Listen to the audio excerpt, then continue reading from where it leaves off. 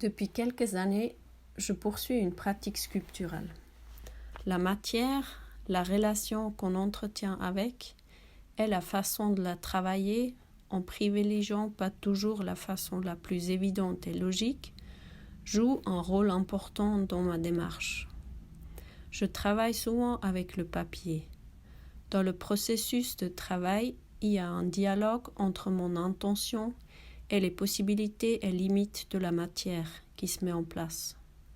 Ce frottement, parfois combat, dans l'espace entre moi et l'objet en devenir en face de moi m'intéresse beaucoup. Je suis récemment tombée sur un petit catalogue de Henri Laurence qui m'a beaucoup intriguée. Les sculptures y sont découpées, les images n'ont pas de fond. Ils sont arrangés sur les pages blanches du livre comme dans un espace presque physique. Ce setting m'a beaucoup intriguée. J'ai décidé de prendre 2 formes de cet univers comme point de départ pour ma proposition pour la BF15. Partiellement créée à mon atelier à Bâle, la partie majeure du travail s'est faite dans l'espace d'exposition. J'ai décidé à fur et à mesure quel volume sort d'où, quel bout disparaît, quelle partie soutient une autre, quel poids il faut pour garder un équilibre.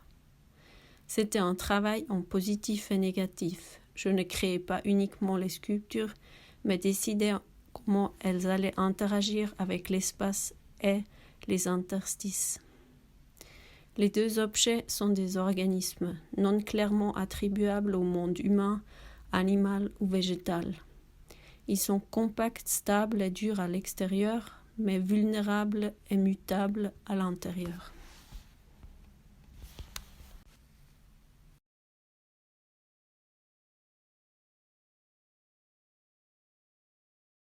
Donc du coup ici c'est une installation qui s'appelle J'aime bien quand tu parles, qui est un projet sur lequel j'ai travaillé pendant plusieurs mois, qui prend au départ un corpus de conversations informelles que j'ai eu avec des amis, que j'ai enregistré pendant plusieurs mois, je t'ai déjà dit.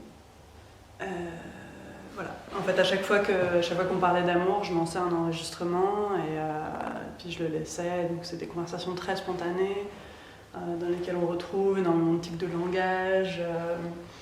En fait, je pense qu'au départ, quand je me suis intéressée à ces conversations-là, je voulais introduire plus d'oralité dans mon travail d'écriture et peut-être essayer de déhiérarchiser dans ma pratique de l'écriture et dans mon rapport au texte en général, des catégories entre ce qui est parlé, ce qui est lu, ce qui est écrit, entre discours oral et discours écrit, entre des paroles qui relèveraient de l'intime et des paroles qui relèvent plutôt du public, voire du théorique, de la politique. Je voulais peut-être un peu essayer de casser un peu tous ces discours et puis aussi parler d'expériences féminines aussi, parce que je pense que c'est des conversations qui ont lieu dans un cercle principalement féminin au sens large, mais féminin quand même.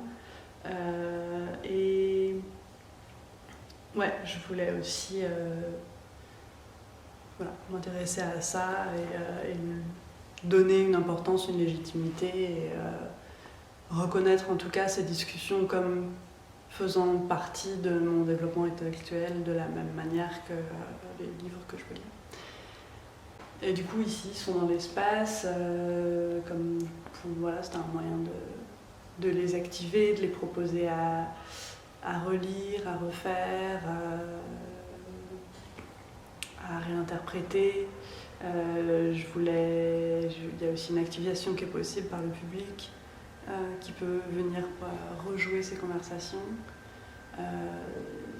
dans l'idée peut-être de reproduire une forme de rituel social qu'on pourrait avoir. Enfin, c'était aussi une manière de questionner aussi le rôle social qu'ont ces conversations.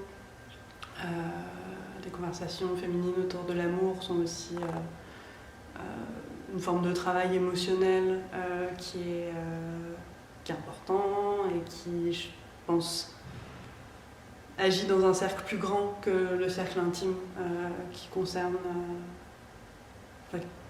dans lequel il a lieu. Voilà, je pense que c'est tout.